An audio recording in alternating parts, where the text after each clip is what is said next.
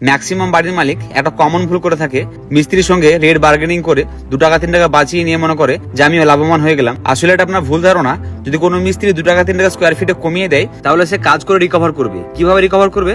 আপনার কোথাও না কোথাও একটু মিস্টেক হবেই, কেননা কোনো মিস্ত্রি চাইবে না যে আপনার কাজটা করে তার লস হোক। এবার যখন দেখবে যে তার কি রেটে কাজ নেওয়া আছে আর কতটা কাজ পড়ে আছে বাকি আছে, তো শেষ বেলায় গিয়ে তাড়াহুড়া করতে গিয়ে কোথাও না কোথাও ছুটে যায় কাজ। আরো একটা কমন প্রবলেম, সেটা হচ্ছে আমি যদি কোনো বাড়িতে গিয়ে কাজের মাপ দিয়ে আসি এবং বলে আসি যে আপনার বাড়িতে এত টাকা খরচা হবে, অন্য কোনো মিস্ত্রি এসে বলে দিবে আরো 5,000 টাকা কমিয়ে আপনার এত টাকা কাজটা হয়ে যাবে।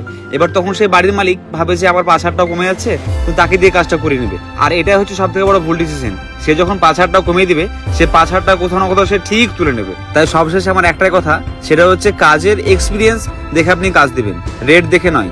যদি আপনার কাজ যদি ভালো ফিনিশিং এর প্রয়োজন হয় তাহলে রেট বার্গেনিং করে কোনদিন কাজ আপনার ভালো হবে না। আমার এই ভিডিওর মাধ্যমে তোমাদের সামনে এই কথাগুলো তুলে ধরার চেষ্টা করলাম। আমার কথাগুলো ঠিক না ভুল অবশ্যই কমেন্ট করে জানিও। আর আমার এই কাজটা যদি ভালো লেগে থাকে তাহলে একটা লাইক করে দিও, আর পেজে নতুন থাকলে পেজটাকে অবশ্যই ফলো করে নিও।